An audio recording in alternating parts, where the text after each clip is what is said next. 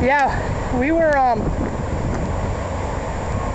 down on Highway 6 the other night when the railroad levee breached, and we went from this much water on the road to up to the middle of our doors within a matter of minutes. Well, that bridge is going to survive. They just put that in. I know. It's going to go 2 more feet, so that's fine. I'd say that, if that's not correct, 2 more feet by the end of the day, that'll really take out that burden. Yep.